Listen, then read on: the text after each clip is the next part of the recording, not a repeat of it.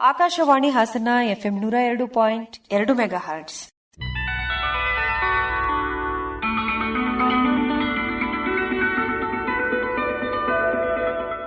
ಜನತರಂಗ ಜನತರಂಗ ಜನತರಂಗ ಜನತರಂಗ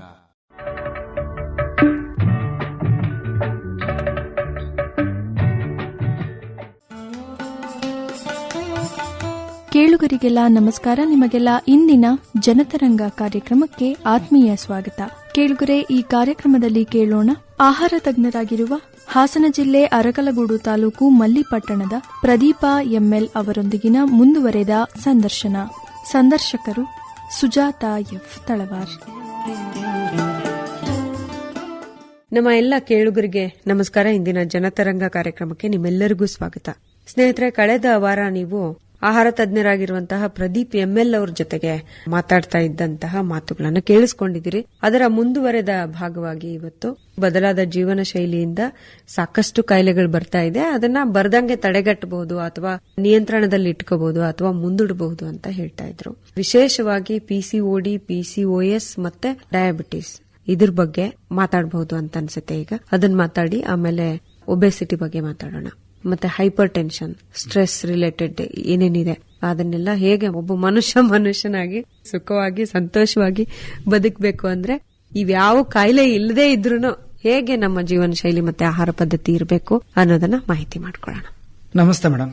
ಹೌದು, ಒಳ್ಳೆ ಕ್ವಶನ್ ಕೇಳಿದ್ರಿ. ಮೊದಲನೇದಾಗಿ ಜನಗಳಿಗೆ ಒಂದು ಅವೇರ್ನೆಸ್ ಇರಬೇಕು. ಏನು ಅಂತ ಅಂದ್ರೆ, ನಾನು ತಿಂತಾ ಇರ್ತಕ್ಕಂಥ ಆಹಾರ ಸರಿಯಾಗಿದೆಯಾ. ಎರಡನೇ ತಿಂಗು, ನಾನು ತಿಂತಾ ಇರ್ತಕ್ಕಂಥ ಆಹಾರದ ಗುಣಮಟ್ಟ ಸರಿಯಾಗಿದೆಯಾ. ಮೂರನೇದು, ನಾನು ತಿಂತಾ ಇರ್ತಕ್ಕಂಥ ಆಹಾರದ ಕ್ವಾಂಟಿಟಿ ಸರಿಯಾಗಿದೆಯಾ. ಅಂದ್ರೆ right quantity of food, right quality of food ಮತ್ತೆ ರೈಟ್ ವೇನಲ್ಲಿ ನಾನು ತಗೊಳ್ತಾ ಇದ್ದೀನಿ, ಅದ್ರ ಬಗ್ಗೆ ನೀವು ತಿಳ್ಕೊಬೇಕು. Second thing, home made food ನ ತಗೊಳ್ತಾ ಇದ್ದೀನ, ಇದ್ರ ಬಗ್ಗೆ ನಿಮ್ಗೆ ಅರಿವಿರಬೇಕು. ತುಂಬಾ ಜನ ಒಬೆಸಿಟಿ ಇರುವಂತವ್ರು ಇರ್ಬೋದು, ಡಯಾಬಿಟಿಕ್ ಇರುವಂತವ್ರು ಇರ್ಬೋದು, ಅಥವಾ PCOD ಸಮಸ್ಯೆ ಇರುವಂತವ್ರು ಇರ್ಬೋದು, ವೆಯ್ಟ್ ತುಂಬಾ ಜಾಸ್ತಿ ಇರುತ್ತೆ. ಓಕೆನಾ? ಅಂತವ್ರು ಏನ್ ಮಾಡ್ತಾರೆ ಅಂತ ಅಂದ್ರೆ, ನಾನು ಡಯಟ್ ಮಾಡ್ಬೇಕು. ಡಯಟ್ ಅಂದ ತಕ್ಷಣ ಎಲ್ಲರಲ್ಲೂ ಮನಸ್ಸಿಗೆ ಬರುವಂತದ್ದು ನಾನು ಕಡಿಮೆ ತಿನ್ಬೇಕು ಅಂತ ಹೇಳಿ ಬಂದ್ಬಿಡುತ್ತೆ. ಇವನ್ ಒಬೆಸಿಟಿ ಇರೋರಲ್ಲೂ ತುಂಬಾ ಜನ ಅಷ್ಟೇ. ಆದ್ರೆ ಸ್ವಾಭಾವಿಕವಾಗಿ ನಾವು ಏನು ನಮ್ಮ ದೇಹದ ತೂಕವನ್ನ ಕಡಿಮೆ ಮಾಡ್ಕೊಳ್ಳೋಂಥದ್ದಿರ್ಬೋದು, ಡಯಾಬಿಟಿಕ್ ಅನ್ನ ನಾವು ನ್ಯಾಚುರಲ್ ಆಗಿ ರಿವರ್ಸ್ ಮಾಡ್ಕೊಂತದ್ದಿರ್ಬೋದು, ಕಡಿಮೆ ತಿನ್ನುವಂತ ಅವಶ್ಯಕತೆ ಇಲ್ಲ. ಅಂದ್ರೆ ರೈಟ್ ವೇನಲ್ಲಿ ಹೊಟ್ಟೆ ತುಂಬವನ್ನು ತಿಂದು ನಿಮ್ಮ ದೇಹದಲ್ಲಿರ್ತಕ್ಕಂತಹ ಬ್ಯಾಡ್ ಕೊಲೆಸ್ಟ್ರಾಲ್, ಯಾವಾಗ ನಿಮಗೆ ಹೇಳಿದೆ ಅಲ್ವಾ, LDL ಲೋ ಡೆನ್ಸಿಟಿ ಲಿಪೋಪ್ರೋಟೀನ್ ಅಂತ ಹೇಳಿ, ಆ ಬ್ಯಾಡ್ ಕೊಲೆಸ್ಟ್ರಾಲ್ ನ ಕಡಿಮೆ ಮಾಡ್ಕೊಬೇಕು. ಅಂದ್ರೆ ನೀವು ಕಡಿಮೆ ತಿಂದು ನಿಮ್ಮ ದೇಹದ ಬೊಜ್ಜನ್ನ ಕರಗಿಸುವಂತ ಅವಶ್ಯಕತೆ ಬರಲ್ಲ. ಒಂದು. ಎರಡನೇದೇನು ಅಂದ್ರೆ, ನಿಮ್ಮ ಜೀವನ ಶೈಲಿಯಲ್ಲಿ ಸರ್ಟನ್ ಹೆಲ್ತಿ ಫುಡ್ ಹ್ಯಾಬಿಟ್ಸ್ ಜೊತೆಗೆ ಕೆಲವೊಂದು ಹೆಲ್ತಿ ರೂಟೀನ್ಸ್ ಗಳನ್ನ ನೀವು ಸೆಟ್ ಮಾಡ್ಕೋತಾ ಹೋಗ್ಬೇಕು. ಆಗಷ್ಟೇ ಇದು ಎಫೆಕ್ಟಿವ್ ಆಗಿ ರಿಸಲ್ಟ್ಸ್ ಕೊಡೋದಕ್ಕೆ ಸಾಧ್ಯ. ಮತ್ತೆ ಇನ್ನೊಂದೇನು ಅಂತ ಅಂದ್ರೆ, ಅದು ನಿಮ್ಮ ಜೀವನ ಪರ್ಯಂತ ಉಳಿಬೇಕು. ಜಸ್ಟ್ ಒಂದು ವಾರ ಫಾಲೋ ಮಾಡೋದು, ಅದರಿಂದ ಅದು ಎಫೆಕ್ಟಿವ್ ಆಗಿ ವರ್ಕ್ ಆಗಲ್ಲ. ಇಲ್ಲಿ ಹೇಗೆ ಯಾವ್ದು ವರ್ಕ್ ಆಗುತ್ತೆ ಅಂತ ಅಂದ್ರೆ, ಏನು ಆಹಾರ ಪದ್ಧತಿ ತಗೊಳ್ತಾ ಇದ್ದೀರಾ ಒಂದು. ಎರಡನೇದು, ಎಷ್ಟು ಕ್ವಾಂಟಿಟಿ ತಗೊಳ್ತಾ ಇದ್ದೀರಾ. ನಮ್ಮ ಆಹಾರ ಪದ್ಧತಿಯಲ್ಲಿ ಮೈಕ್ರೋ ನ್ಯೂಟ್ರಿಯೆಂಟ್ಸ್ ಮತ್ತೆ ಮ್ಯಾಕ್ರೋ ನ್ಯೂಟ್ರಿಯೆಂಟ್ಸ್ ಅಂತ ಬರುತ್ತೆ. ಅಂದ್ರೆ ದೊಡ್ಡ ಪ್ರಮಾಣದಲ್ಲಿ ಇರ್ತಕ್ಕಂಥ ಆಹಾರ ಮತ್ತೆ ಇನ್ನೊಂದು ಸಣ್ಣ ಪ್ರಮಾಣದಲ್ಲಿ. ಮ್ಯಾಕ್ರೋ ನ್ಯೂಟ್ರಿಯೆಂಟ್ಸ್ ಅಲ್ಲಿ ಕಾರ್ಬೋಹೈಡ್ರೇಟ್ಸ್ ಬರುತ್ತೆ, ಅಂದ್ರೆ ಶರ್ಕರಾ ಪಿಷ್ಟ ಅಂತ ಹೇಳ್ತೀವಿ. ಪ್ರೋಟೀನ್ ಬರುತ್ತೆ, ನಂತರದಲ್ಲಿ ಬರುವಂತದ್ದು ಫ್ಯಾಟ್ ಅಲ್ಲಿ ಗುಡ್ ಫ್ಯಾಟ್.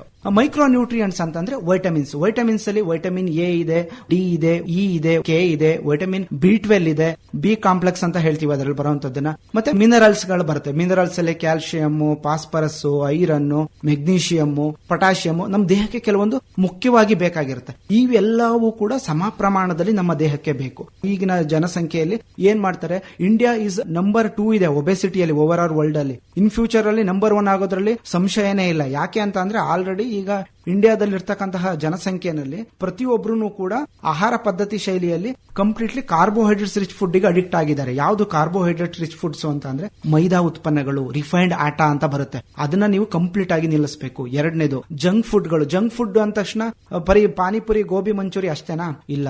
ಜಂಕ್ ಫುಡ್ಸ್ ಗಳು ಅಲ್ಲಿ ಪರ್ಟಿಕ್ಯುಲರ್ ಆಗಿ ಹೇಳಬೇಕು ಅಂತ ಅಂದ್ರೆ, ಅತಿ ಹೆಚ್ಚು ಸಕ್ಕರೆ ಇರುವಂತಹ ಆಹಾರಗಳು, ಅದರಲ್ಲಿ ರಿಫೈನ್ಡ್ ಶುಗರ್ ಮತ್ತೆ ಶುಗರ್ ಫುಡ್ಸ್ ಇರುವಂತದ್ದು, ಅಂದ್ರೆ ಸಕ್ಕರೆ ಹೆಚ್ಚು ಇರುವಂತಹ ಫುಡ್ಗಳು. ಈಗ ನಾವು ಮಕ್ಕಳಿಗೆ ಏನ್ ಮಾಡ್ತೀವಿ, ಕೇಕ್ಸ್ ಗಳನ್ನ ಕೊಡಿಸ್ತೀವಿ, ಪೇಸ್ಟ್ರೀಸ್ ಕೇಕ್ ಗಳನ್ನ ಕೊಡಿಸ್ತೀವಿ, ಚಾಕ್ಲೇಟ್ಸ್ ಗಳನ್ನ ಕೊಡಿಸ್ತೀವಿ. ಮಗು ಅಳ್ತಾ ಇದೆ ಅಂದ ತಕ್ಷಣ ಸಾಫ್ಟ್ ಡ್ರಿಂಕ್ ಕೊಡಿಸುವಂತದ್ದು ಅಥವಾ ಪ್ರೊಸೆಸ್ಡ್ ಪ್ಯಾಕೆಟ್ ಜ್ಯೂಸ್ ಗಳನ್ನ ಕೊಡಿಸುವಂತದ್ದು, ಇವೆಲ್ಲ ಏನಾಗುತ್ತೆ, ಬ್ಲಡ್ ಶುಗರ್ ಅನ್ನ ಜಾಸ್ತಿ ಮಾಡ್ತಾ ಹೋಗುತ್ತೆ. ಇದು ಚಿಕ್ಕ ಮಕ್ಕಳಂತ ಅಲ್ಲ, ಇವನು ವಯಸ್ಕರು ಕೂಡ ಬಳಸ್ತಾ ಇದೀವಿ. ಇದರಿಂದ PCOD, PCOS ಗೆ ತುಂಬಾ ಸಮಸ್ಯೆ ಆಗ್ತಿದೆ. ಡಯಾಬಿಟಿಕ್ ಅವ್ರಿಗೂ ಕೂಡ ಸಮಸ್ಯೆ ಆಗ್ತಿದೆ, ಬಟ್ ಅವ್ರಿಗೆ ಅದು ಅರಿವಿಲ್ಲ. ಇನ್ನ ಮೈದಾ ಉತ್ಪನ್ನಗಳು, ಅದರಲ್ಲಿ ಪರ್ಟಿಕ್ಯುಲರ್ ಆಗಿ ವೈಟ್ ಬ್ರೆಡ್ ಅಂತ ಬರುತ್ತೆ, ಅದಿರಬಹುದು. ಮತ್ತೆ ಮೈದಾ ಪ್ರಾಡಕ್ಟ್ಸ್ ಅಲ್ಲಿ ನಾನು, ಬಟೂರೆ, ಬೇಕರಿ ಐಟಮ್ಸ್ ಗಳಿರಬಹುದು. ಮತ್ತೆ ವೈಟ್ ವೈಟ್ ಪಾಸ್ತಾ ಇರ್ಬೋದು, ಮತ್ತೆ ವೈಟ್ ರೈಸ್ ಅಂದ್ರೆ ಕಂಪ್ಲೀಟ್ಲಿ ಪಾಲಿಶ್ಡ್ ಆಗಿರ್ತಕ್ಕಂಥ ವೈಟ್ ರೈಸ್ ಕೂಡ ಎಫೆಕ್ಟ್ ಆಗುತ್ತೆ. ಅಂದ್ರೆ ಇನ್ಸ್ಟೆಂಟ್ ನ್ಯೂಡಲ್ಸ್ ಇರ್ಬೋದು, ಅದು ಕೂಡ ಎಫೆಕ್ಟ್ ಆಗುತ್ತೆ. ಇವೆಲ್ಲ ಏನಾಗುತ್ತೆ, ಕ್ವಿಕ್ ಆಗಿ ನಮ್ಮ ಬ್ಲಡ್ ಗೆ ಶುಗರ್ ಅನ್ನ ರಿಲೀಸ್ ಮಾಡುತ್ತೆ. ಆ ಶುಗರ್ ಏನಾದ್ರೂ ನಾವು ಎಕ್ಸರ್ಸೈಸ್ ಅಥವಾ ವಾಕ್ ಏನಾದ್ರೂ ಮಾಡ್ಲಿಲ್ಲ ಅಂದ್ರೆ ಇಮಿಡಿಯೇಟ್ ಆಗಿ ಅದೇನಾಗುತ್ತೆ, ಫ್ಯಾಟ್ ಆಗಿ ಮಾರ್ಪಾಡಾಗ್ತಾ ಹೋಗುತ್ತೆ. ಇನ್ನ ಫ್ರೈಡ್ ಮತ್ತೆ ಫಾಸ್ಟ್ ಫುಡ್ಸ್ ಬರುತ್ತೆ, ಅದರಲ್ಲಿ burgers, french fries, chips, samosa, ಬಜ್ಜಿಗಳು ಇವೆಲ್ಲವೂ ಕೂಡ ನೇರವಾಗಿ ನಿಮ್ಮ ವೆಯ್ಟ್ ಗೇನ್ ಆಗೋದಕ್ಕೆ ಪ್ರಮುಖ ಕಾರಣವಾಗುತ್ತೆ. ಇನ್ನೊಂದು ಅನಾರೋಗ್ಯಕರ ಜೀವನ ಶೈಲಿಯಲ್ಲಿ ಆಲ್ಕೋಹಾಲ್ ಮತ್ತೆ ಸ್ಮೋಕಿಂಗ್, ಇದು ಕೂಡ ನೇರವಾಗಿ ನಿಮ್ಮ ಲಿವರ್ಗೆ ಎಫೆಕ್ಟ್ ಆಗುತ್ತೆ. ನಿಮಗೆ ಗೊತ್ತಿದ್ರು ಕೂಡ ತಂಬಾಕುನ ಸೇವನೆ ಮಾಡಬಾರದು, ಇದರಿಂದ ಕ್ಯಾನ್ಸರ್ ಬರುತ್ತೆ. ಆಲ್ಕೋಹಾಲ್ ಅನ್ನ ಅತಿ ಹೆಚ್ಚು ಸೇವನೆ ಮಾಡಬಾರದು, ಇದರಿಂದ ಕಿಡ್ನಿ ಮತ್ತೆ ಲಿವರ್ಗೆ ಎಫೆಕ್ಟ್ ಆಗುತ್ತೆ ಅಂತ ಗೊತ್ತಿದ್ರು ಕೂಡ ನಾವು ಸೇವನೆ ಮಾಡ್ತಾ ಹೋಗ್ತಾ ಇದೀವಿ. ಇದು ಕೂಡ ಮುಖ್ಯವಾಗಿ ಕಾರಣ ಆಗುತ್ತೆ. ಇನ್ನ ಟ್ರಾನ್ಸ್ ಫ್ಯಾಟ್ಸ್ ಅಂತಂದ್ರೆ ಹೈಡ್ರೋಜಿನೇಟೆಡ್ ಆಯಿಲ್ಸ್ ಅಂತ ಹೇಳಿ ಕರಿತೀವಿ ನಾವು. ಅವನ್ನ ಬಿಸ್ಕೆಟ್ಸ್ ಗಳಿರ್ಬೋದು, ಮಯೋನಿಸ್ ಗಳಿರ್ಬೋದು, ಕೆಲವೊಂದು ಸಾಸೇಜಸ್ ಇರ್ಬೋದು, ಮತ್ತೆ ಮಾರ್ಗರೈನ್ ಇರ್ಬೋದು, ಕೆಲವೊಂದರಲ್ಲಿ ಅತಿ ಹೆಚ್ಚನ್ನ ಬಳಕೆ ಮಾಡ್ತಾ ಹೋಗ್ತಾ ಇದೀವಿ. ಇವೆಲ್ಲ ನಾನು ಏನಕ್ಕೆ ಹೇಳ್ತಾ ಇದ್ದೀನಿ ಅಂದ್ರೆ, ಇವೆಲ್ಲ ಅನಾರೋಗ್ಯಕರ ಜೀವನ ಶೈಲಿಯಲ್ಲಿ ನಾವು ಪ್ರತಿದಿನ ಬಳಸ್ತಾ ಇರ್ತಕ್ಕಂಥ ಆಹಾರ ಪದ್ಧತಿಯಲ್ಲಿ ಹಾಸುಹೊಕ್ಕಾಗಿ ನಮ್ಮಲ್ಲಿ ಆಲ್ರೆಡಿ ಹೊಂದ್ಕೊಂಡ್ ಬಿಟ್ಟಿದಾವೆ. ಈಗ ಇದನ್ನ ಬಿಡಬೇಕು ಅಂತ ಅಂದ್ರೂ ಕೂಡ ಬಿಡಕ್ ಆಗ್ತಾ ಇಲ್ಲ. ಇವೆಲ್ಲವೂ ಈಗ ಏನ್ ಹೇಳದ್ನಲ್ಲ, ಇವನ್ನ ಸಾಧ್ಯ ಆದಷ್ಟು ಕೂಡ ನಾವು ಅವಾಯ್ಡ್ ಮಾಡ್ಬೇಕಾಗತ್ತೆ. ಒಂದು, ನಿಮ್ಮ ಆರೋಗ್ಯದ ಸ್ಥಿತಿ ಹೇಗಿದೆ ಅಂತ ತಿಳ್ಕೊಳ್ಳೋದಕ್ಕೆ ಅಟ್ಲೀಸ್ಟ್ ವರ್ಷಕ್ಕೊಮ್ಮೆ ಆದ್ರೂ ಕೂಡ ಕಂಪ್ಲೀಟ್ ಆಗಿ ನಿಮ್ಮ ಬ್ಲಡ್ ಪ್ರೊಫೈಲ್ ಅನ್ನ ಚೆಕ್ ಮಾಡಿಸುವಂತದ್ದು ಇರಬಹುದು. ವೈಟಮಿನ್ B12 ಇರಬಹುದು, ವೈಟಮಿನ್ D ಡಿಫಿಷಿಯನ್ಸಿ ಇದೀರಾ ಅದನ್ನು ಕೂಡ ನೀವು ಚೆಕ್ ಮಾಡ್ಕೋತಾ ಇರ್ಬೇಕು ಅವಾಗಿಂದ ಅವಾಗೆ. ಈ B12 ಡೆಫಿಷಿಯನ್ಸಿ ಬಗ್ಗೆ ಹೇಳ್ತಾ ಇದ್ರಲ್ಲ, ಏನ್ ಕಾರಣಗಳು ಅದಕ್ಕೆ? B12 ಡಿಫಿಷಿಯನ್ಸಿಗೆ ಮೇನ್ ಕಾರಣ ಬಂದು ನಾವು ತಿಂತಾ ಇರ್ತಕ್ಕಂತಹ ಆಹಾರದಲ್ಲಿ ಕಾಂಪ್ಲೆಕ್ಸ್ ಕಾರ್ಬೋಹೈಡ್ರೇಟ್ಸ್ ಕಡಿಮೆ ಆಗಿದೆ ಒಂದು. ಎರಡನೇದು ನಾರಿನಾಂಶ ಅಂದ್ರೆ ಫೈಬರ್ ರಿಚ್ ಇರ್ತಕ್ಕಂತಹ ಫುಡ್ ಅನ್ನ ಕಡಿಮೆ ತಗೊಳ್ತಾ ಇದೀವಿ. ಥರ್ಡ್ ಥಿಂಗು ಸೊಪ್ಪುಗಳಲ್ಲಿ 150ಕ್ಕಿಂತ ಹೆಚ್ಚು ಜಾತಿಯ ಸೊಪ್ಪುಗಳಿದೆ. ಬಟ್ ನಾವೀಗ ಬಳಸುವಂತದ್ದು 3 ಮತ್ತೊಂದು ಅಷ್ಟೇನೆ. ಆ ಸೊಪ್ಪುಗಳನ್ನ ನಾವು ಹೆಚ್ಚಾಗಿ ತಿನ್ಬೇಕು. ಈಗ ನುಗ್ಗೆ ಸೊಪ್ಪು ಇರಬಹುದು, ಪಾಲಾಕ್ ಇರಬಹುದು, ಮೆಂತೆ ಇರಬಹುದು, ಕೊತ್ತಂಬರಿ ಸೊಪ್ಪು ಇರಬಹುದು, ಅರಿವೆ ಸೊಪ್ಪು ಇರಬಹುದು, ದಂಟು ಇರಬಹುದು. ನಮಗೆ ಸಾಧ್ಯ ಆದಷ್ಟು ಸೊಪ್ಪುಗಳನ್ನ ಪ್ರತಿದಿನ ರೂಟೀನಲ್ಲಿ ಒಂದು ಟೈಮ್ ಅಲ್ಲಿ ಸೊಪ್ಪಿನ ಪಲ್ಯವನ್ನು ನಾವು ತಿನ್ನೋದನ್ನ ಅಭ್ಯಾಸ ಮಾಡ್ಕೋಬೇಕು. ಮತ್ತೆ ತರಕಾರಿಗಳು, ಹಸಿ ತರಕಾರಿಗಳನ್ನು ಕೂಡ ಸಾಧ್ಯ ಆದಷ್ಟು ಕೂಡ ಚೆನ್ನಾಗಿ ಈಗ ಮಾರ್ಕೆಟ್ ಇಂದ ಈ ಸೊಪ್ಪುಗಳನ್ನ ತರ್ತೀವಲ್ಲ, ತಂದ ಮೇಲೆ ಅದನ್ನ ಶುಚಿ ಹೇಗ್ ಮಾಡ್ಕೋಬೇಕು ಹೇಳಿ? ಒಂದು ಈಗ ಸಾಮಾನ್ಯ ನಾವು ಎಲ್ಲರನ್ನು ಕೇಳ್ತೀವಿ, ಔಷಧಿಯನ್ನು ಹಾಕಿ ಬೆಳೀದೇ ಇರುವಂತಹ ಯಾವ ತರಕಾರಿಗಳು ಇಲ್ಲ ಅಂತ ಹೇಳ್ತಾರೆ. ಹೌದು, ಈಗ ನಾವು ಆತರ ಮಾರ್ಕೆಟ್ ಇಂದ ತಂದಿರತಕ್ಕಂಥ ಹಣ್ಣು ಮತ್ತೆ ತರಕಾರಿ ಮತ್ತೆ ಸೊಪ್ಪುಗಳು ಏನಿದೆಯಲ್ಲ, ಅದನ್ನ 5 ರಿಂದ 10 ನಿಮಿಷಗಳ ಕಾಲ ವಿನೆಗರ್ ಬರುತ್ತಲ್ವಾ, ವಿನೆಗರ್ ಅಲ್ಲಿ ನೆನೆಸಿಟ್ಟು ಬಳಕೆ ಮಾಡಬಹುದು. ಒಂದು, ಇಲ್ಲ ಮನೆಯಲ್ಲಿ ಹುಣಸೆ ಹಣ್ಣು ಇರುತ್ತಲ್ವಾ, ಹುಣಸೆ ಹಣ್ಣಿನಲ್ಲೂ ಕೂಡ ಒಂದು 2% ಹುಣಸೆ ಹಣ್ಣು ಇರ್ತಕ್ಕಂಥ ನೀರಿನಲ್ಲೂ ಕೂಡ ಹಾಕಿ ಇದು ಮಾಡಬಹುದು. ಮತ್ತೆ ಕೆಲವೊಬ್ರು ಇವೆರಡೂ ಕೂಡ ನಿಮ್ಮಲ್ಲಿ ಅವೈಲಬಲ್ ಇಲ್ಲ ಅಂತಂದ್ರೆ ಉಪ್ಪು ಮನೆಯಲ್ಲಿ ಸಿಗುತ್ತಲ್ಲ, ಹರಳುಪ್ಪಿನಲ್ಲಿ ಒಂದು ಉಗುರು ಬೆಚ್ಚಗಿರ್ತಕ್ಕಂತಹ ನೀರಿನಲ್ಲಿ ಒಂದು 5 ನಿಮಿಷಗಳ ಕಾಲ ಅದನ್ನ ಸೋಕ್ ಮಾಡಿ ನಂತರ ಅದನ್ನ ಕ್ಲೀನ್ ಆಗಿ ತೊಳೆದು ಅದನ್ನ ಬಳಕೆ ಮಾಡ್ತಾ ಹೋಗಬಹುದು. ಇಷ್ಟು ಶುಚಿ ಮಾಡ್ಕೊಂಡ್ಮೇಲೆ ಸ್ವಲ್ಪ ಈ ಕೆಮಿಕಲ್ಸ್ ಪ್ರಮಾಣ ಏನು ಮೇಲ್ಮೈ ಇರುತ್ತೆ ಅದು ಒಂದು ಕಡಿಮೆ ಆಗುತ್ತೆ. ಮತ್ತೆ ಕೆಲವೊಂದು ಯಾವುದು ಅತಿ ಹೆಚ್ಚು ಕೆಮಿಕಲ್ ಯುಕ್ತವಾಗಿ ಬೆಳೀತಾರೆ ಅಂತ ತರಕಾರಿಗಳನ್ನ ಸಾಧ್ಯ ಆದಷ್ಟು ನಿಮ್ಮ ಆರೋಗ್ಯಕ್ಕೆ ಅನುಗುಣವಾಗಿ ನೀವು ಅದನ್ನ ಡಿಸೈಡ್ ಮಾಡಿ ಯಾವ್ದನ್ನ ತಿನ್ಬೇಕು. ಕೆಲವೊಂದು ನೆಗೆಟಿವ್ ಪ್ರಾಣಿಕ್ ವೆಜಿಟೇಬಲ್ಸ್ ಇರುತ್ತೆ, ಕೆಲವೊಂದು ಸ್ಟಾರ್ಚ್ ರಿಚ್ ಇರುವಂತದ್ದು, ಯಾಕಂದ್ರೆ ಅವೆಲ್ಲ ಬಾಯಿಗೆ ತುಂಬಾ ರುಚಿ ಕೊಡುತ್ತೆ, ಬಟ್ ನಮ್ಮ ದೇಹದ ಆರೋಗ್ಯಕ್ಕೆ ಒಳ್ಳೆಯದಲ್ಲ. ಹಾಗಾಗಿ ಅವನ್ನು ಕೂಡ ನಾವು ನೋಡ್ಕೊಬೇಕಾಗುತ್ತೆ. ಇನ್ನ PCOD ಅಂತ ನಾನು ನಿಮಗೆ ಹೇಳಿದೆ. ಈ PCOD ಹೇಗೆ ಬರುತ್ತೆ, ಏನು PCOD ಅಂತ ಹೇಳಿ ಅದ್ರ ಬಗ್ಗೆ ಈಗ ನಾನು ತಿಳಿಸ್ಕೊಡ್ತೀನಿ. PCOD ಅಂತದ್ದು ಒಂದು ಪಾಲಿಸಿಸ್ಟಿಕ್ ಓವರಿಯನ್ ಡಿಸೀಸ್ ಅಂತ ಹೇಳಿ, ಇದೇನಾದ್ರೂ ನೀವು 6 ತಿಂಗಳಷ್ಟೊತ್ತಿಗೆ ನೀವು ಅದನ್ನ ಸರಿಪಡಿಸಿಕೊಳ್ಳಿಲ್ಲ ಅಂತ ಅಂದ್ರೆ ಇದೇ ಒಂದು ಸಿಂಡ್ರೋಮ್ ಆಗಿ ಮೈಲ್ಡ್ ಸಿವಿಯಾರಿಟಿಯಲ್ಲಿ ನಿಮ್ಗೆ ಬರುತ್ತೆ. ಇದು ಹೇಗ್ ಬರುತ್ತೆ ಅಂತ ಅಂದ್ರೆ, ಹೆಣ್ಣು ಮಕ್ಕಳ ಅಂಡಾಶಯ ಇದೆಯಲ್ಲ, ಅಂದ್ರೆ ಏನು ಓವರಿಸ್ ಅಂತ ಏನು ಕರಿತೀವಿ, ಅದರಲ್ಲಿ ಎಕ್ಸೆಸ್ ಆಫ್ ಹಾರ್ಮೋನ್ಸ್ ಗಳು ರಿಲೀಸ್ ಆಗೋದ್ರ ಮುಖ್ಯನ ಅಂದ್ರೆ ಸ್ಮಾಲ್ ಸಿಸ್ಟಾ ಫಾರ್ಮೇಶನ್ ಆಗುತ್ತೆ. ಏನು ಹಾರ್ಮೋನ್ ಇದು ಅಂತಂದ್ರೆ ಆಂಡ್ರೋಜನ್ಸ್ ಅಂತ ಹೇಳಿ ಕರಿತೀವಿ. ಈ ಆಂಡ್ರೋಜನ್ಸ್ ಅನ್ನೋಂಥದ್ದು ಏನಾಗುತ್ತೆ ಅಂತ ಅಂದ್ರೆ ಇಮ್ಮೆಚೂರ್ಡ್ ಓವರ್ಸ್ ನ ರಿಲೀಸ್ ಮಾಡ್ತಾ ಹೋಗುತ್ತೆ. ಎಷ್ಟೊಂದ್ ಸತಿ ನೀವು ಹೋದಾಗ ಸ್ಕ್ಯಾನಿಂಗ್ ಮಾಡಿದಾಗ ಹೇಳ್ತಾರೆ, ನಿಮ್ಗೆ ವಾಟರ್ ಬಬಲ್ಸ್ ತರ ಫಾರ್ಮೇಶನ್ ಆಗಿದೆ, ನೀರಿನ ಗುಳ್ಳೆಗಳಿದೆ, ಇದು PCOD ಒಂದು ಲಕ್ಷಣ ಅಂತ ಹೇಳ್ತಾರೆ ಸ್ಕ್ಯಾನ್ ಮಾಡಿದ ನಂತರ. ಇದ್ರ ಜೊತೆಗೆ ನಿಮ್ಗೆ ಆಲ್ರೆಡಿ ಇರ್ರೆಗ್ಯುಲರ್ ಪೀರಿಯಡ್ಸ್ ಇರುತ್ತೆ, ಮತ್ತೆ ಹೇರ್ ಫಾಲ್ ಕೂಡ ಇರುತ್ತೆ. ಜೊತೆಗೆ ತುಂಬಾ ಜನಕ್ಕಿಂತನೂ ಅವರು ಪ್ರತಿದಿನ ಮುಖದಲ್ಲಿ ಹೇರ್ ಅನ್ನ ರಿಮೂವ್ ಮಾಡಿ ತುಂಬಾ ಅವರು ಬೇಸತ್ತು ಹೋಗ್ಬಿಟ್ಟಿರ್ತಾರೆ. ಮತ್ತೆ ಮೂಡ್ ಸ್ವಿಂಗ್ಸ್ ಆಗ್ತಾ ಇರುತ್ತೆ, ಪಿಗ್ಮೆಂಟೇಶನ್ ಇರುತ್ತೆ, ಮತ್ತೆ ವೆಯ್ಟ್ ಗೇನು 80-90 kgs ವರೆಗೂ ವೆಯ್ಟ್ ಕೂಡ ರೀಚ್ ಆಗಿರ್ತಾರೆ. ಮತ್ತೆ ಆಂಗ್ಸೈಟಿ ಮತ್ತೆ ಡಿಪ್ರೆಷನ್ ಒಳಗಾಗುವಂತಂದ್ರೆ ಕೆಲವೊಂದ್ಸತಿ ತುಂಬಾ ಫೀಲಿಂಗ್ ಹೈ ಇರ್ತಾರೆ, ಕೆಲವೊಂದ್ಸತಿ ತುಂಬಾ ಕುಗ್ಗುವಂತದ್ದು, ಇವೆಲ್ಲ ಅದ್ರದ್ದು ಲಕ್ಷಣಗಳಿರುತ್ತೆ. ಇದರಲ್ಲಿ ಹಾರ್ಮೋನಲ್ ಮತ್ತೆ ಮೆಟಬಾಲಿಕ್ ಡಿಸಾರ್ಡರ್ ಅಂತ ಹೇಳಿ ನಾವು ಕರಿತೀವಿ. ಏನಕ್ಕೆ ಇದು ಬಂತು ಅಂತ ಅಂದ್ರೆ, ಒಂದು ನಾನು ಆಗ್ಲೇ ಹೇಳಿದೆ, ಆಹಾರದಲ್ಲಿ ಅನಾರೋಗ್ಯಕರ ಜೀವನ ಶೈಲಿಯನ್ನು ಅಳವಡಿಸಿಕೊಂಡಿರ್ತಕ್ಕಂಥದ್ದು ಒಂದು. ಎರಡನೇದು, ಕೆಲವೊಬ್ರು ಬರ್ತ್ ಪಿಲ್ಸ್ ಗಳನ್ನ ತಗೊಳ್ತಾರೆ, ಕೆಲವೊಬ್ರು 7 ದಿನಗಳ ಮಾತ್ರೆಗಳನ್ನ ಕನ್ಸ್ಯೂಮ್ ಮಾಡ್ತಾರೆ, 21 ದಿನಗಳನ್ನ ಮಾತ್ರೆಯನ್ನ ಕನ್ಸ್ಯೂಮ್ ಮಾಡ್ತಾರೆ. ನಾಳೆ ನಾನು ಟೆಂಪಲ್ಗೆ ಹೋಗ್ಬೇಕು, ಹಾಗಾಗಿ ಇವತ್ತು ನಾನು ಈ ಟ್ಯಾಬ್ಲೆಟ್ ತಗೊಂಡು ನನ್ನ ಸೈಕಲ್ ಅನ್ನ ಮುಂದೂಡಬೇಕು. ಈ ರೀತಿಯಾಗಿರ್ತಕ್ಕಂತಹ ಒಂದು ಮೂಢನಂಬಿಕೆಗಳಿಂದಾಗೂ ಕೂಡ ಕೆಲವೊಂದ್ಸತಿ ಆಗುತ್ತೆ. ನಾವು ಯಾವುದೇ ತರನಾಗಿರ್ತಕ್ಕಂತಹ ಟ್ಯಾಬ್ಲೆಟ್ಸ್ ಗಳನ್ನ ಕನ್ಸ್ಯೂಮ್ ಮಾಡೋದು ಸೂಕ್ತ ಅಲ್ಲ. ಯಾಕೆಂದ್ರೆ ನಾವು ಯಾವುದೇ ಟ್ಯಾಬ್ಲೆಟ್ಸ್ ಗಳನ್ನ ತಗೊಂಡ್ರೆ ಅದರಲ್ಲಿ ಕೆಮಿಕಲ್ಸ್ ಇದ್ದೇ ಇರುತ್ತೆ, ನೆಗೆಟಿವ್ ಸೈಡ್ ಎಫೆಕ್ಟ್ಸ್ ಇದ್ದೇ ಇರುತ್ತೆ. ಮತ್ತೆ ಇನ್ನೊಂದು, ತುಂಬಾ ಜನಕ್ಕೆ ಟ್ಯಾಬ್ಲೆಟ್ಸ್ ಗಳನ್ನ ತಗೊಂಡಾಗ ಮಾತ್ರ ಸೈಕಲ್ಸ್ ಸರಿ ಇರುತ್ತೆ, ಟ್ಯಾಬ್ಲೆಟ್ಸ್ ಗಳನ್ನ ಸ್ಟಾಪ್ ಮಾಡಿದ ತಕ್ಷಣ ಸೈಕಲ್ಸ್ ಇರ್ರೆಗ್ಯುಲರ್ ಆಗುತ್ತೆ. ಬಟ್ ಇದಕ್ಕೆ ಯಾವುದೇ ಮೆಡಿಕಲ್ ಎಕ್ಸ್ಪರ್ಟ್ಸ್ ಗಳನ್ನ ನೀವು ಚೆಕ್ ಮಾಡಿ ನೋಡಿದಾಗ್ಲೂ ಕೂಡ, ಯಾವುದೇ ರಿಪೋರ್ಟ್ಸ್ ಗಳನ್ನ ನೋಡಿದಾಗ್ಲೂ ಕೂಡ ಈ PCOD ಇರಬಹುದು, ಮತ್ತೆ ಟೈಪ್ 2 ಡಯಾಬಿಟಿಸ್ ಇರಬಹುದು, PCOS ಇರಬಹುದು, ಬ್ಲಡ್ ಕೊಲೆಸ್ಟ್ರಾಲ್ ಇರಬಹುದು, ಇವನ್ನ ಮೆಡಿಕೇಶನ್ ಮಾಡ್ಕೊಂಡಾಗ ಮಾತ್ರ ಸರಿ ಇಟ್ಕೊಬಹುದು. ಬಟ್ ಶಾಶ್ವತವಾಗಿ ಮೆಡಿಕೇಶನ್ ಅಲ್ಲಿ ಪರಿಹಾರ ಇಲ್ಲ. ಇದನ್ನ ನಮ್ಮ ಲೈಫ್ ಸ್ಟೈಲ್, ನಮ್ಮ ಜೀವನ ಶೈಲಿಯನ್ನ ಬದಲಾವಣೆ ಮಾಡ್ಕೊಳ್ಳೋದ್ರ ಮುಖೇನ, ನಮ್ಮ ಆಹಾರ ಪದ್ಧತಿಯನ್ನ ಬದಲಾವಣೆ ಮಾಡ್ಕೊಳ್ಳೋದ್ರ ಮುಖೇನ ಮಾತ್ರ ಈ PCOD ಇಂದ ಹೊರಗಡೆ ಬರಬಹುದು. PCOD ನಲ್ಲಿ ನಾವು ಏನ್ ಮಾಡಬಹುದು ಅಂತ ಅಂದ್ರೆ right and healthy food habits ಗಳನ್ನ ರೂಢಿಸ್ಕೊಬೇಕು. ಈಗ ಔಟ್ ಆಫ್ 5 ವುಮೆನ್ ಅಂತ ತಗೊಂಡ್ರೆ 2 ಜನಕ್ಕೆ PCOD PCOS ಕಾಮನ್ ಆಗಿದೆ. ಇದಕ್ಕೆ ಏನ್ ಮಾಡಬಹುದು ಅಂದ್ರೆ ನಮ್ಮ ಪ್ಯೂರಿಫಿಕೇಶನ್ ಆಫ್ ರೀಪ್ರೊಡಕ್ಟಿವ್ ಸಿಸ್ಟಮ್, ಅಂದ್ರೆ ನಮ್ಮ ಅಂಡಾಶಯ ಏನಿದೆಯಲ್ಲ ಅದನ್ನ ಪ್ಯೂರಿಫೈ ಮಾಡ್ಕೊಬೇಕು. ಅದಕ್ಕೆ ಹೇಗ್ ಮಾಡ್ಕೊಬಹುದು ಅಂದ್ರೆ ಕೆಲವೊಂದು ಕಷಾಯಗಳಿದೆ, ಅದನ್ನ ಬಳಕೆ ಮಾಡ್ಕೋಬೇಕು. ಮತ್ತೆ ಕೆಲವೊಂದು ಮೈಕ್ರೋ ಸೀಡ್ಸ್ ಗಳನ್ನ ನಾವು ತಿನ್ನುವಂತದನ್ನ ಅಭ್ಯಾಸ ಮಾಡ್ಕೋಬೇಕಂದ್ರೆ ವೈಟಮಿನ್ಸ್ ಗಳು ಮತ್ತೆ ಮಿನರಲ್ಸ್ ರಿಚ್ ಆಗಿರ್ತಕ್ಕಂತಹ ಫುಡ್ ಅನ್ನ ತಗೋಬೇಕು. ಮತ್ತೆ ಚಪಾತಿ, ಮೈದಾ ಉತ್ಪನ್ನಗಳಾಗಿರ್ತಕ್ಕಂತಹ ಪರೋಟ, ಬಟರ್ ನಾನ್ ಆಲ್ರೆಡಿ ನಿಮ್ಗೆ ಹೇಳಿದ್ನಲ್ಲ, ಅಂತವನ್ನ ಸಾಧ್ಯ ಆದಷ್ಟು ಕೂಡ ಕಂಪ್ಲೀಟ್ಲಿ ಅವಾಯ್ಡ್ ಮಾಡಬೇಕು. ಅವಾಯ್ಡ್ ಮಾಡೋದ್ರ ಮುಖೇನ ಏನಕ್ಕೆ ನಾನು ಈಗ ಎಕ್ಸಾಂಪಲ್ ನಿಮ್ಗೆ ಮೈದಾವನ್ನ ಅವಾಯ್ಡ್ ಮಾಡಿ ಅಂತ ಅಂದೆ, ಅದರಿಂದ ನೆಗೆಟಿವ್ ಸೈಡ್ ಎಫೆಕ್ಟ್ಸ್ ಏನು, ನಾವು ಪ್ರತಿದಿನ ನನಗೆ ಪೂರಿ ಬೇಕೇ ಬೇಕು ಅಂತ ನೀವು ಅನ್ಕೊಬಹುದು. ಏನಕ್ಕೆ ನಾವು ಅದನ್ನ ಅವಾಯ್ಡ್ ಮಾಡಬೇಕು ಅಂತ ನಿಮ್ಗೆ ಒಂದು ಚಿಕ್ಕ ಎಕ್ಸಾಂಪಲ್ ಕೊಡ್ತೀನಿ. ಅದರಲ್ಲಿ ಗ್ಲುಟಿನ್ ಅನ್ನೋ ಒಂದು ಕಂಟೆಂಟ್ ಇರುತ್ತೆ. ಅದನ್ನ ನಾವು ನಾರ್ಮಲ್ ಆಗಿ ಚಪಾತಿ ಮತ್ತೆ ಪೂರಿಯಲ್ಲಿ ಇರುತ್ತೆ. ಅದ್ರಲ್ಲಿ ಎಸ್ಪೆಷಲಿ ನೀವು ತಗೊಳ್ಳಂತಹ ಬಟರ್ ನಾನ್ ಅಲ್ಲಿ 95% ಇರುತ್ತೆ. ಇದೇನಾಗುತ್ತೆ ಅಂದ್ರೆ ನಮ್ಮ ಸಣ್ಣ ಕರಳು ಮತ್ತೆ ದೊಡ್ಡ ಕರಳಲ್ಲಿ ಹೋಗಿ ಸ್ಟಿಕ್ ಆನ್ ಆಗೋದ್ರ ಮುಖೇನ ಮೈಕ್ರೋ ನ್ಯೂಟ್ರಿಯೆಂಟ್ಸ್ ಅದ್ರದ್ದು ಅಬ್ಸಾರ್ಪ್ಷನ್ ಏನ್ ಮಾಡುತ್ತೆ, ಇದು ಕಡಿಮೆ ಮಾಡುತ್ತೆ. ನಮ್ಮ ಫುಡ್ ಅಲ್ಲಿ ಕೆಲವೊಂದು ಕಷಾಯಗಳು, ಯಾವುದು ಎಕ್ಸಾಂಪಲ್ ಗಿಲಾಯಿ ಕಷಾಯ ಇರ್ಬೋದು, ಅಮೃತ ಬಳ್ಳಿ ಕಷಾಯ ಅಂತ ಹೇಳ್ತೀವಿ, ಆಶ್ ಗಾರ್ಡ್ ಜ್ಯೂಸ್, ಪುದೀನಾ ಕಷಾಯ ಇರ್ಬೋದು. ಕೆಲವೊಂದು ಅವರ ಹೆಲ್ತ್ ಪ್ರೊಫೈಲ್ ಯಾವ್ದು ಸೂಟ್ ಆಗುತ್ತೆ ಅದನ್ನ ನೋಡ್ಕೊಂಡು ಆ ಕಷಾಯಗಳನ್ನ ನಾವು ಪ್ರತಿದಿನ 2 ಬಾರಿ ತಗೊಳ್ತಾ ಹೋಗ್ಬೇಕಾಗುತ್ತೆ. ಮೈಕ್ರೋ ಸೀಡ್ಸ್ ಅಂತ ಹೇಳ್ತೀವಿ. ಮೈಕ್ರೋ ಸೀಡ್ಸ್ ಅಂತ ಅಂದ್ರೆ ಕುಂಬಳಕಾಯಿ ಬೀಜ ಇರ್ಬೋದು, ಸೂರ್ಯಕಾಂತಿಯ ಬೀಜ ಇರ್ಬೋದು, ಮತ್ತೆ ಸಿಸಿಮೆ ಸೀಡ್ಸ್ ಅಂತ ಹೇಳ್ತೀವಿ, ಆ ಬೀಜಗಳನ್ನ ತಗೊಳ್ಳೋಂತದ್ದಿರ್ಬೋದು. ಬಟ್ ಇದು PCOD PCOS ಸಡನ್ ಆಗಿ ಫಿಕ್ಸ್ ಆಗತ್ತಾ? ಖಂಡಿತ ಇಲ್ಲ. ಇದಕ್ಕೆ ಮಿನಿಮಮ್ 6 ತಿಂಗಳಿಂದ 8 ತಿಂಗಳ ಕಾಲ ಸಮಯಾವಕಾಶ ಬೇಕು. ಯಾಕೆಂದ್ರೆ ನಮ್ಮ ಬಾಡಿ ನ್ಯಾಚುರಲ್ ಆಗಿ ಹೀಲ್ ಆಗೋದಕ್ಕೆ ಗುಡ್ ನಂಬರ್ ಆಫ್ ಡೇಸ್ ನಮಗೆ ಬೇಕಾಗುತ್ತೆ. ಮತ್ತೆ ಕಾಫಿ ಮತ್ತೆ ಟೀ ಏನಾದ್ರೂ ಅತಿ ಹೆಚ್ಚು ನೀವು ಬಳಕೆ ಮಾಡ್ತಾ ಇದ್ರೆ ಕಾಫಿ ಮತ್ತೆ ಟೀ ಅನ್ನು ಕೂಡ ನೀವು ಸ್ಟಾಪ್ ಮಾಡಿ. ಇದು ನಿಮ್ಮ ಲೈಫ್ ಸ್ಟೈಲು ಜೊತೆಗೆ ನಿಮ್ಮ ಆಹಾರ ಶೈಲಿಯನ್ನು ಬದಲಾವಣೆ ಮಾಡ್ಕೊಳ್ಳೋದ್ರ ಮುಖೇನ 6 ರಿಂದ 8 ತಿಂಗಳಷ್ಟೊತ್ತಿಗೆ ಇದನ್ನ ರಿವರ್ಸ್ ಮಾಡ್ಕೋತಾ ಹೋಗಬಹುದು. ಇನ್ನ ನಂತರದಲ್ಲಿ ಡಯಾಬಿಟಿಸ್. ಈಗ ಡಯಾಬಿಟಿಸ್ ಅಂತ ಅಂದ್ರೆ ಈಗ 10 ಜನ ತಗೊಂಡ್ರೆ ಮನೆಯಲ್ಲಿ ಒಬ್ರು ಅಥವಾ ಇಬ್ರು ಡಯಾಬಿಟಿಕ್ ಪೇಷಂಟ್ ಇರ್ತಾರೆ. ಬೆಳಗ್ಗೆ ಊಟಕ್ಕಿಂತ ಮುಂಚೆ ಒಂದು ಟ್ಯಾಬ್ಲೆಟ್, ಊಟ ಆದ್ಮೇಲೆ ಒಂದು ಟ್ಯಾಬ್ಲೆಟ್, ಅಯ್ಯೋ ಕಾಲ್ ಕಡಿತಕ್ಕೆ ಒಂದು ಟ್ಯಾಬ್ಲೆಟ್, ಕೊಲೆಸ್ಟ್ರಾಲ್ಗೆ ಒಂದು ಟ್ಯಾಬ್ಲೆಟ್ ಅಂತ ಹೇಳಿ ದಿನಕ್ಕೆ 8 ರಿಂದ 10 ಮಾತ್ರೆಗಳನ್ನ ಸೇವನೆ ಮಾಡ್ತಿರ್ತಾರೆ ಮನೆಯಲ್ಲಿ. ಅವರ ಏಜ್ ಇನ್ನೂ ಕೂಡ 35 ರಿಂದ 40 ಕೂಡ ದಾಟಿ ಇರಲ್ಲ. ಪ್ರೀ ಡಯಾಬಿಟಿಕ್ ಇಂದ ಡಯಾಬಿಟಿಕ್ ಹೋಗಿ HbA1c 11 ಇದೆ, 14 ಇದೆ, 11.8 ಇದೆ, 10 ಇದೆ ಅಂತ ಹೇಳಿ ತುಂಬಾ ಪರಿತಪಿಸ್ತಾ ಇರ್ತಾರೆ. ಮಾತ್ರೆಗಳಿಗೆ ಏನ್ ಮಾಡ್ತಾರೆ, ಅಡಿಕ್ಟ್ ಆಗ್ಬಿಡ್ತಾರೆ. ಮತ್ತೆ ಇವಕ್ಕೆಲ್ಲ ಮುಖ್ಯ ಕಾರಣ ಏನು ಅಂತ ಅಂದ್ರೆ ನೀವು ಗಮನಿಸ್ತಾ ಹೋದ್ರೆ ಒಬೆಸಿಟಿ, ಸ್ಥೂಲಕಾಯ ಒಂದನ್ನ ನಾವು ರಿವರ್ಸ್ ಮಾಡ್ಕೊಂಡ್ರೆ ಖಂಡಿತವಾಗ್ಲೂ ಕೂಡ ಇದಕ್ಕೆ ಶಾಶ್ವತ ಪರಿಹಾರ ಇದೆ. ಈಗ ಸ್ಥೂಲಕಾಯ ಇರುವಂತವ್ರು ಕಾರಣಗಳು ಗೊತ್ತೇ ಇದೆ, ಏನ್ ಮಾಡ್ಕೋಬೇಕು?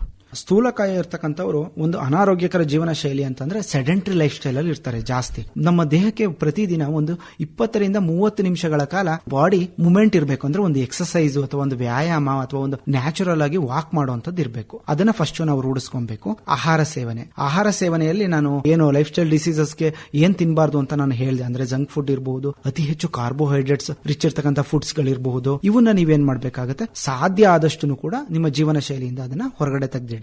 ವ್ಯಾಯಾಮ ನಿಮ್ಗೆ ಪ್ರತಿದಿನ ಮಾಡೋದಕ್ಕೆ ಅವಕಾಶ ಸಿಕ್ಲಿಲ್ಲ ಅಂದ್ರೂ ಅಟ್ಲೀಸ್ಟ್ ಊಟ ಮಾಡ್ತೀರಾ ಅಥವಾ ಬೆಳಗ್ಗೆ ತಿಂಡಿ ತಿಂತೀರಾ ಅಥವಾ ಮಧ್ಯಾಹ್ನ ಆಫೀಸ್ ಟೈಮ್ ಅಲ್ಲಿ ಒಂದು 30 ಮಿನಿಟ್ಸ್ ನಿಮ್ಗೆ ಕಾಲಾವಕಾಶ ಸಿಗುತ್ತೆ ಅಂತ ಇದ್ದಾಗ ಒಂದು 20 ನಿಮಿಷಗಳ ಕಾಲ ಒಂದು ವಾಕ್ ಮಾಡೋದನ್ನ ರೂಢಿಸ್ಕೊಳ್ಳಿ. ನಿಮ್ಮ ಕುಟುಂಬದಲ್ಲಿ ಯಾರಿಗೆ ಆದ್ರೂ ಕೂಡ ಒಬೆಸಿಟಿ ಇದೆ ಅಂತ ನಿಮಗೆ ಗೊತ್ತಾಯ್ತು ಅಂದ್ರೆ ಅವಾಗ ಏನ್ ಮಾಡಿ, ಆಹಾರ ಪದ್ಧತಿಯಲ್ಲಿ ಬದಲಾವಣೆ ಮಾಡ್ಕೊಳ್ಳಿ. ಏನ್ ಬದಲಾವಣೆ ಮಾಡ್ಕೋಬಹುದು ಅದನ್ನ ನಾನು ನಿಮ್ಗೆ ಹೇಳ್ತೀನಿ. ಮುಖ್ಯವಾಗಿ ವೈಟ್ ರೈಸ್ ಅನ್ನ ತಿನ್ನೋ ಬದಲು ಕಡಿಮೆ ಪಾಲಿಶ್ ಇರ್ತಕ್ಕಂತಹ ಕೆಂಪಕ್ಕಿ, ಕುಸಲಕ್ಕಿ ಅಥವಾ ಬ್ರೌನ್ ರೈಸ್ ಇದನ್ನ ಬಳಕೆ ಮಾಡೋದಕ್ಕೆ ಪ್ರಾರಂಭ ಮಾಡಿ. ಪ್ರತಿದಿನ ಮುದ್ದೆನೆ ತಿನ್ಬೇಕು ಅಂತ ಇಲ್ಲ, ರಾಗಿ ರೊಟ್ಟಿ ಮಾಡ್ಕೊಳ್ಳಿ, ರಾಗಿ ದೋಸೆ ದೋಸೆ ಮಾಡ್ಕೊಳ್ಳಿ. ಸಿರಿಧಾನ್ಯಗಳನ್ನು ಕೂಡ ನಿಮ್ಮ ಆಹಾರ ಪದ್ಧತಿಯಲ್ಲಿ ಇನ್ಕ್ಲೂಡ್ ಮಾಡ್ಕೊಳ್ಳಿ. ಅದರಲ್ಲೂ ಕೂಡ ಹಲವಾರು ರೀತಿಯಾಗಿರ್ತಕ್ಕಂತಹ ಪದಾರ್ಥಗಳನ್ನ ನಾವು ಮನೆಯಲ್ಲೇ ಮಾಡ್ಕೊಬಹುದು. ಅದನ್ನ ಹೋಲ್ ಗ್ರೈನ್ಸ್ ಅಂತ ಹೇಳಿ ಕರಿತೀವಿ. ನಿಮ್ಮ ತಟ್ಟೆಯಲ್ಲಿ ಒಂದು ಸೊಪ್ಪು ಅಥವಾ ತರಕಾರಿಯ ಭಾಗ ಏನಿದೆಯಲ್ಲ ಅದನ್ನ ಅಟ್ಲೀಸ್ಟ್ ಶೇಕಡ ಒಂದು 30-40 ಭಾಗ ತಿನ್ನೋದಕ್ಕೆ ಪ್ರಾರಂಭ ಮಾಡಿ. ಅದ್ರ ಜೊತೆನಲ್ಲಿ ನಿಮಗೆ ಬೇಕಾಗಿರ್ತಕ್ಕಂತಹ ಎಣ್ಣೆ, ನೀವು ಅಡಿಗೆಗೆ ಬಳಸುವಂತಹ ಎಣ್ಣೆ ಅತಿ ಮಿತವಾಗಿರ್ಲಿ. ಅಂದ್ರೆ ಅತಿ ಹೆಚ್ಚು ಜಿಡ್ಡಿಲ್ಲದ, ಅತಿ ಹೆಚ್ಚು ಮಸಾಲೆ ಇಲ್ಲದ, ಅತಿ ಹೆಚ್ಚು ಉಪ್ಪು ಮತ್ತೆ ಖಾರ ಅಂತ ಹೇಳ್ತೀವಲ್ಲ ಅದು ಕೂಡ ಕಡಿಮೆ ಇರಬೇಕು. ಮತ್ತೆ ಇನ್ನೊಂದು ಅತಿ ಸಿಹಿಯಾಗಿರ್ತಕ್ಕಂಥ ಆಹಾರ ಪದ್ಧತಿನ ಬಿಡಿ. ಮತ್ತೆ ಇನ್ನೊಂದು, ನಿಮ್ಮ ಮನೆಯಲ್ಲಿ ಹಣ್ಣು ಮತ್ತೆ ತರಕಾರಿಗಳನ್ನ ತಿನ್ನುವಂತಹ ಟೈಮಿಂಗ್ಸ್ ಗಳು, ಅಂದ್ರೆ ನಾವು ಆಹಾರವನ್ನು ತಿನ್ನುವಂತಹ ಸಮಯ. ಈಗ ಎಕ್ಸಾಂಪಲ್, ಫ್ರೂಟ್ ನಾನು ಇವಾಗ ತಿನ್ಬೇಕು ಅಂತಂದ್ರೆ ಬೆಳಗ್ಗೆ ಒಂದು 11 ಗಂಟೆ ಟೈಮಲ್ಲಿ ಸ್ನಾಕ್ಸ್ ತರ ಬಳಕೆ ಮಾಡಿ.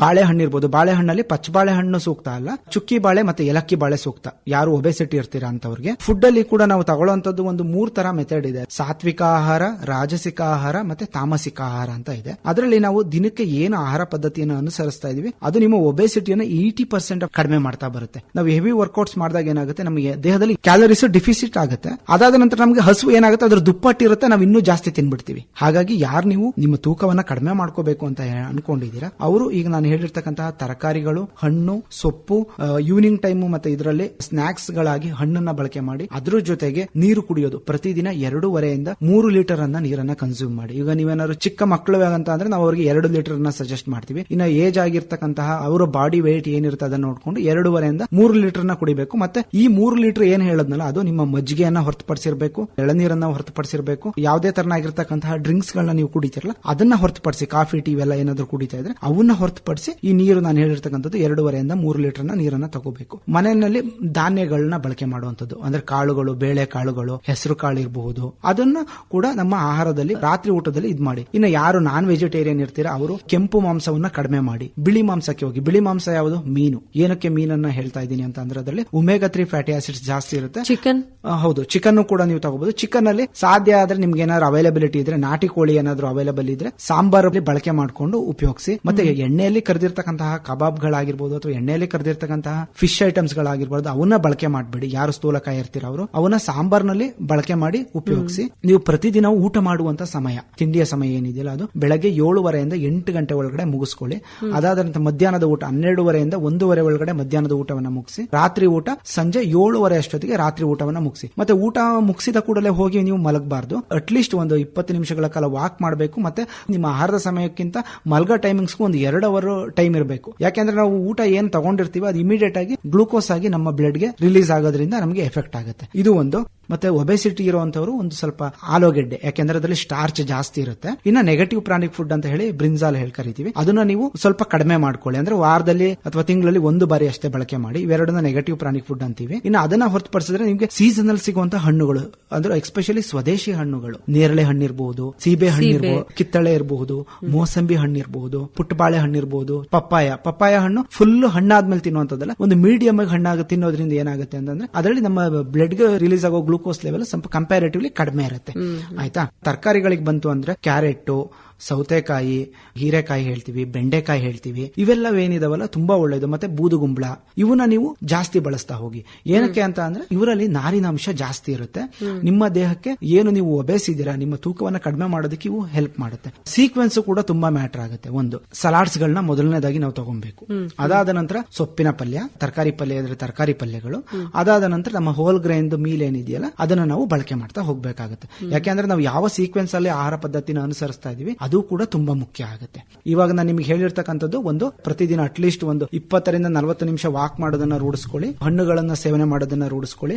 3ನೇ ತಿಂಗಳು ನೀರನ್ನ ಚೆನ್ನಾಗಿ ಕುಡೀರಿ, ಹೈಡ್ರೇಟ್ ಆಗಿರಿ. ಮಧ್ಯಾಹ್ನದ ಊಟದಲ್ಲಿ ಮೊಸರು ಮತ್ತೆ ಮಜ್ಜಿಗೆಯನ್ನ ಬಳಕೆ ಮಾಡಿ. ಇದು ತುಂಬಾ ಮುಖ್ಯ ಆಗುತ್ತೆ. ಯಾಕೆಂದ್ರೆ ನಿಮ್ಮ ಗಟ್ಟಲ್ಲಿ ಇರ್ತಕ್ಕಂತಹ ಬ್ಯಾಕ್ಟೀರಿಯಾಗಳಿರ್ಬೋದು ಮತ್ತೆ ಅಸಿಡಿಟಿ ಇಶ್ಯೂಸ್ ಇಂದ ಬಳಲ್ತಾ ಇರ್ತಕ್ಕಂಥವ್ರು ಅಂತವ್ರಿಗೆಲ್ಲ ಕೂಡ ಇದು ತುಂಬಾ ಮುಖ್ಯ ಆಗುತ್ತೆ.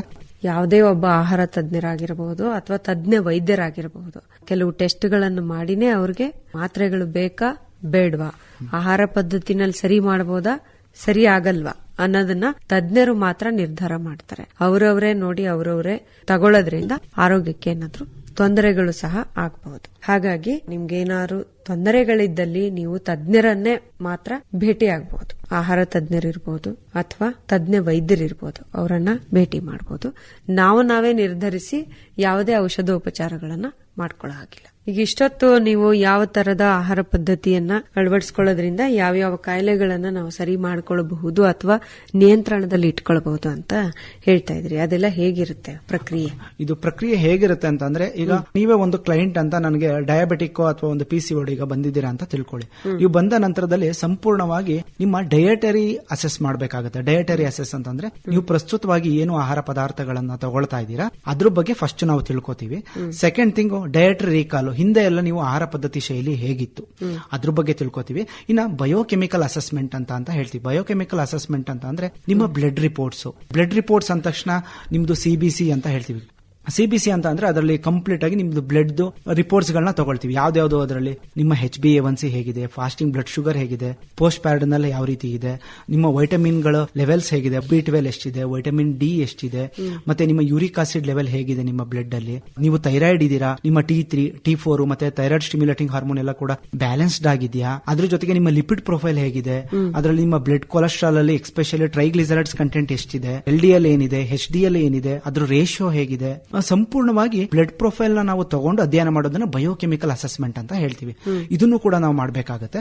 ಕ್ಲಿನಿಕಲ್ ಅಸೆಸ್ಮೆಂಟ್ ಅಂತ ಹೇಳ್ತೀವಿ. ಅದ್ರಲ್ಲಿ ಕ್ಲಿನಿಕಲ್ ಅಸೆಸ್ಮೆಂಟ್ ಅಂತ ಅಂದ್ರೆ ಅದ್ರಲ್ಲಿ ಪರ್ಟಿಕ್ಯುಲರ್ ಆಗಿ ಲೈಕ್ BMI ಅಂತ ಅಂದ್ರೆ ಬಾಡಿ ಮಾಸ್ ಇಂಡೆಕ್ಸ್, ಅವರ ಹೈಟ್ ಗೆ ತಕ್ಕನಾಗಿ ಅವರ ವೆಯ್ಟ್ ಇದೆಯಾ, ಅವ್ರದ್ದು ಏಜ್ ಎಷ್ಟಿದೆ, ಬೆಲ್ಲಿ ಫ್ಯಾಟ್ ಜಾಸ್ತಿ ಇದೆಯಾ, ಥೈ ಫ್ಯಾಟ್ ಇದೆಯಾ, ಅಥವಾ ಅವ್ರು ಏನಕ್ಕೆ ವರ್ಕ್ ಮಾಡಬೇಕು ಅಂತ ಇದ್ದಾರೆ, ಅವ್ರದ್ದು ಪ್ರತಿದಿನದ ವಾಟರ್ ಇಂಟೇಕ್ ಎಷ್ಟಿದೆ, ಎಷ್ಟು ಅವರ್ ನಿದ್ದೆ ಮಾಡ್ತಾ ಇದ್ದಾರೆ, ಅವ್ರದ್ದು ಸ್ಲೀಪಿಂಗ್ ಕ್ವಾಲಿಟಿ ಹೇಗಿದೆ, ಏನಾದ್ರೂ ಅವರು ಖಿನ್ನತೆಗೆ ಏನಾದ್ರೂ ಒಳಗಾಗ್ತಾ ಇದಾರಾ, ಅಥವಾ ಹಾರ್ಮೋನಲ್ ಇಂಬ್ಯಾಲೆನ್ಸ್ ಏನಾದ್ರೂ ಇದೆಯಾ, ಎಲ್ಲವನ್ನು ಕೂಡ ಪ್ರತಿಯೊಂದನ್ನು ಕೂಡ ವೈಜ್ಞಾನಿಕವಾಗಿ ಒಂದು ಎಜುಕೇಶನಲ್ ಬೇಸ್ಡ್ ಮಾಡ್ಯೂಲ್ ಅಂತ ಹೇಳ್ತೀವಿ ನಮ್ದನ್ನ. ಯಾಕೆ ಅಂತ ಅಂದ್ರೆ ಸಂಪೂರ್ಣವಾಗಿ ಅವರ ಹೆಲ್ತ್ ಪ್ರೊಫೈಲ್ ನ ಅರ್ಥ ಮಾಡ್ಕೊಂಡು ನಂತರದಲ್ಲಿ ನಾವು ಅವರಿಗೆ ಏನು ಗ್ರಾಸರೀಸ್ ಗಳನ್ನ ತಗೊಬೇಕು, ಅವರು ಇಲ್ಲಿ ನಾವು ಯಾವುದೇ ತರನಾಗಿರ್ತಕ್ಕಂಥ ಆರ್ಟಿಫಿಷಿಯಲ್ ಆಗಿರ್ತಕ್ಕಂಥ ಪ್ರಾಡಕ್ಟ್ಸ್ ಗಳನ್ನ ನಾವು ಸೆಲ್ ಮಾಡಲ್ಲ. ಇಲ್ಲಿ ನಾವು ಅವರ ಸಂಪೂರ್ಣವಾಗಿ ಅವರ ಹೆಲ್ತ್ ಪ್ರೊಫೈಲ್ ಅನ್ನ ಅರ್ಥ ಮಾಡ್ಕೊಂಡು ಅವ್ರಿಗೆ ಏನು ತಿನ್ನೋದಕ್ಕೆ ಕೊಡಬೇಕು, ಯಾವುದು right quantity food, right quality of food, ಯಾವ ಗ್ರಾಸರೀಸ್ ನ ಅವರು ಬೈ ಮಾಡಿ ನಂತರದಲ್ಲಿ ಅದನ್ನ ಬಳಕೆ ಮಾಡುವಂತ ವಿಧಾನ ಹೇಗೆ, ಅದರಲ್ಲಿ ಅವರು ರೆಸಿಪಿಗಳನ್ನ ಮನೆಯಲ್ಲಿ ಯಾವ ರೀತಿ ಮಾಡಬೇಕು, ಎಷ್ಟು ಪ್ರಮಾಣದಲ್ಲಿ ತಿನ್ಬೇಕು, ಯಾವಾಗ ತಿನ್ಬೇಕು, ತಿಂದಾದ ನಂತರದಲ್ಲಿ ಕಷಾಯಗಳಿರ್ಬೋದು ಮತ್ತೆ ಮೈಕ್ರೋಸೀಡ್ಸ್ ಅಂತ ಹೇಳಿದೆ, ಅವನ್ನ ಯಾವ ಪ್ರಮಾಣದಲ್ಲಿ ತಗೋಬೇಕು, ಎಷ್ಟು ತಗೋಬೇಕು, ಅವ್ರದ್ದು ಹೆಲ್ತ್ ಕನ್ಸರ್ನ್ ಏನಿದೆ. ಯಾಕೆಂದ್ರೆ ಇದು ಕಸ್ಟಮೈಸ್ಡ್, ಪರ್ಸನಲೈಸ್ಡ್, ಅವರ ಇಂಡಿವಿಜುವಲ್ ಆಗಿ ಅವ್ರ ಪರ್ಸನಲ್ ಆಗಿ ಅರ್ಥ ಮಾಡ್ಕೊಂಡು ಅವರಿಗೆ ನಾವು ಕೊಡುವಂತಹ ನ್ಯಾಚುರಲ್ ಆಗಿ ಒಂದು ಸಜೆಸ್ಟ್ ಮಾಡುವಂತದ್ದು ಇದರಲ್ಲಿ. ಮತ್ತೆ ಇನ್ನೊಂದು, ಈಗ ಈ ಪ್ರೋಗ್ರಾಮ್ ಕೇಳಿದ್ರೆ ತುಂಬಾ ಜನ ಅಯ್ಯೋ ಡಯಾಬಿಟಿಕ್ ಇದೆ, ನಾನು ಆಲ್ರೆಡಿ ಟ್ಯಾಬ್ಲೆಟ್ ತಗೋತಾ ಇದ್ದೀನಿ ಅಂತ ಇವತ್ತೇ ನಿಲ್ಲಿಸುವಂತದ್ದಾಗ್ಲಿ, ಅಥವಾ PCOD ಇದೆ ನಾನು ಇವತ್ತೇ ಟ್ಯಾಬ್ಲೆಟ್ ಸ್ಟಾಪ್ ಮಾಡ್ತೀನಿ ಅನ್ನೋದಾಗ್ಲಿ, ಅದನ್ನ ನೀವು ಮಾಡೋದಕ್ಕಿಂತ ಮುಂಚಿತವಾಗಿ ನೀವು ತಜ್ಞರನ್ನ ಭೇಟಿ ಮಾಡಿ, ತಜ್ಞರ ಸಲಹೆಯನ್ನ ತಗೊಳ್ಳಿ, ಅದರಲ್ಲಿ ಯಾರು ಎಕ್ಸ್ಪರ್ಟ್ ಇದಾರೆ ಅವ್ರನ್ನ ಕಾಂಟ್ಯಾಕ್ಟ್ ಮಾಡಿ ತಿಳ್ಕೊಂಡು ನಂತರವಾಗಿ ನೀವು ಮುಂದುವರಿಬೇಕು. ಇಲ್ಲ ನಾನು ಇವತ್ತೇ ನಾನು ಟ್ಯಾಬ್ಲೆಟ್ಸ್ ನೀವು ನಿಲ್ಲಿಸ್ತೀನಿ ಆ ತರ ಎಲ್ಲ ಡಿಸಿಷನ್ಗಳನ್ನ ಶ್ರೋತೃಗಳು ಯಾರು ಕೂಡ ಅದನ್ನ ತಗೊಂಬಾರ್ದು ಅಂತ ಹೇಳೋದಕ್ಕೆ ಇಷ್ಟಪಡ್ತೀನಿ. ಇದು ಯಾವ ರೀತಿ ವರ್ಕ್ ಆಗುತ್ತೆ ಅಂತಂದ್ರೆ ಡೈಲಿ ರೂಟೀನ್, ಅಂದ್ರೆ ಈಚ್ ಪ್ಲೇಟ್ ಈಚ್ ಮೀಲ್ ನ ನಾವು ಚೆಕ್ ಮಾಡ್ಕೊಳ್ತಾ ಹೋಗ್ತೀವಿ ಪ್ರತಿದಿನದ್ದು ಕೂಡ. ಬೆಳಗ್ಗೆ ಒಂದು ದಿನದ ರೂಟೀನ್ ಹೇಳಬೇಕು ಅಂದ್ರೆ ಬೆಳಗ್ಗೆ ಎದ್ದಾಗ ಖಾಲಿ ಹೊಟ್ಟೆನಲ್ಲಿ ಅವ್ರದ್ದು ಎಂಟಿ ವೇಟ್ ಎಷ್ಟಿದೆ, ಅದಾದ ನಂತರ ಮಾರ್ನಿಂಗ್ ಒಂದು ಕಷಾಯ ತಗೊಳ್ಳುವಂತದ್ದು ಇರಬಹುದು, ಬೆಳಗ್ಗೆ ಒಂದು ಕಾರ್ಬೋಹೈಡ್ರೇಟ್ ಮತ್ತೆ ಕಾಂಪ್ಲೆಕ್ಸ್ ಕಾರ್ಬೋಹೈಡ್ರೇಟ್ಸ್ ರಿಚ್ ಇರ್ತಕ್ಕಂತಹ ಪ್ರೋಟೀನ್ ಮತ್ತೆ ಗುಡ್ ಫ್ಯಾಟ್ ಇರ್ತಕ್ಕಂತಹ ಫುಡ್ ನ ಅವರು ಕನ್ಸ್ಯೂಮ್ ಮಾಡಬೇಕಾಗುತ್ತೆ. ಅದಾದ ನಂತರದಲ್ಲಿ ಅವರು ಒಂದು ಫ್ರೂಟ್ ಅನ್ನ ತಗೋಬೇಕಾಗುತ್ತೆ. ಅದಾದ ನಂತರದಲ್ಲಿ ಮಧ್ಯಾಹ್ನ ಲಂಚ್ಗೆ ಈ ರೀತಿ ಪ್ರತಿಯೊಂದನ್ನು ಕೂಡ ನಾವು ಅವರಿಗೆ ಸಜೆಸ್ಟ್ ಮಾಡ್ತಾ ಹೋಗ್ತೀವಿ. ಆ ರೀತಿ ತಗೊಂಡಾಗ ಮಾತ್ರ ಅದು ವರ್ಕ್ ಆಗುತ್ತೆ. ಮತ್ತೆ ಅವ್ರದ್ದು ಏನ್ ಫುಡ್ ತಗೊಳ್ತಾ ಇದ್ರೆ ಅದನ್ನು ಕೂಡ ನಾವು ಅಬ್ಸರ್ವ್ ಮಾಡಬೇಕಾಗುತ್ತೆ. ಇದು ಯಾಕೆಂತಂದ್ರೆ ಇದು 21 ದಿನಕ್ಕೆ ಸೆಟ್ ಆಗಲ್ಲ. ಒಂದು ಡಯಾಬಿಟಿಕ್ ಅಂದ್ರೆ 6 ತಿಂಗಳ ಕಾಲ ಕೆಲಸ ಮಾಡಬೇಕಾಗುತ್ತೆ ಅವರ ಹೆಲ್ತ್ ಮೇಲೆ. PCOD ಅಂದ್ರೆ 6 ತಿಂಗಳು. ಈಗ ಜನರಲ್ ಒಬೆಸಿಟಿ ಬರೀ ಒಂದು 6 kg ಇದೀನಿ, ಕಡಿಮೆ ಮಾಡ್ಕೊಬೇಕು ಫುಡ್ ಅಲ್ಲಿ, 3 ತಿಂಗಳಲ್ಲಿ ಕಡಿಮೆ ಮಾಡಬಹುದು. ಮತ್ತೆ ವರ್ಲ್ಡ್ ಹೆಲ್ತ್ ಆರ್ಗನೈಸೇಷನ್ ಪ್ರಕಾರ ಒಬ್ಬ ಮನುಷ್ಯ 3 ರಿಂದ 4 kg ಹೆಚ್ಚು ತೂಕವನ್ನ ಇಳಿಸೋ ಹಾಗಿಲ್ಲ. ಯಾಕೆ ಅಂತ ಅಂದ್ರೆ ಮತ್ತೆ ಇನ್ನೊಂದು, ತುಂಬಾ ಜನ ತೂಕ ನಷ್ಟ ಮಾಡ್ಕೊಳ್ಳೋದು ಅಂತ ಹೋಗ್ತಾರೆ, ಮಸಲ್ ಲಾಸ್ ಮಾಡ್ಕೊಬಿಡ್ತಾರೆ, ತುಂಬಾ ಜನ ಬೋನ್ ಡೆನ್ಸಿಟಿ ಲಾಸ್ ಮಾಡ್ಕೊಂಡ್ಬಿಡ್ತಾರೆ. ಹಾಗಾಗಿ ನಾನು ಹೇಳ್ತಾ ಇರ್ತಕ್ಕಂಥದ್ದು, ನೀವು ಸರಿಯಾದ ಕ್ರಮದಲ್ಲಿ ಅದ್ರ ಬಗ್ಗೆ ಅಧ್ಯಯನ ಮಾಡಿ ತಿಳ್ಕೊಂಡಿರ್ತಕ್ಕಂತಹ ಎಕ್ಸ್ಪರ್ಟ್ ಅನ್ನ ಭೇಟಿ ಮಾಡಿ ಕಾಂಟ್ಯಾಕ್ಟ್ ಮಾಡಿ ಸಜೆಷನ್ ಗಳನ್ನ ತಗೊಳ್ಳೋದ್ರ ಮುಖ್ಯನ ಕನ್ಸಲ್ಟೇಷನ್ ಮಾಡಿ ನಿಮ್ಮ ಪ್ರೊಫೈಲ್ ನ ಅವರು ಅರ್ಥ ಮಾಡ್ಕೊಂಡ ನಂತರದಲ್ಲಿ ಮುಂದುವರಿಯೋದು ಮುಖ್ಯ ಆಗುತ್ತೆ. ತುಂಬಾ ಧನ್ಯವಾದಗಳು ಪ್ರದೀಪ್ ಅವರೇ. ಇದುವರೆಗೆ ನಮ್ಮ ಜೀವನ ಶೈಲಿ ಸರಿಯಾಗಿ ಇಲ್ಲದೆ ಇರೋದ್ರಿಂದ ಕಾಡ್ತಾ ಇರುವಂತಹ ಈ ಆಧುನಿಕ ಕಾಯಿಲೆಗಳು ಏನಿದಾವೆ ಅದನ್ನ ಹೇಗೆ ಸರಿ ಮಾಡ್ಕೊಳ್ಳಕ್ಕೆ ಪ್ರಯತ್ನ ಮಾಡಬಹುದು ಅನ್ನೋದ್ರ ಬಗ್ಗೆ ತಿಳಿಸ್ಕೊಟ್ಟಿದ್ದೀರಾ. ಧನ್ಯವಾದಗಳು. ಧನ್ಯವಾದಗಳು. ಇದುವರೆಗೆ ಆಹಾರ ತಜ್ಞರಾಗಿರುವ ಹಾಸನ ಜಿಲ್ಲೆ ಅರಕಲಗೂಡು ತಾಲೂಕು ಮಲ್ಲಿಪಟ್ಟಣದ ಪ್ರದೀಪ ಎಂಎಲ್ ಅವರೊಂದಿಗಿನ ಸಂದರ್ಶನದ ಅಂತಿಮ ಭಾಗವನ್ನ ಕೇಳಿದಿರಿ. ಇವರನ್ನ ಸಂದರ್ಶಿಸಿದವರು ಸುಜಾತಾ ಎಫ್ ತಳವಾರ್.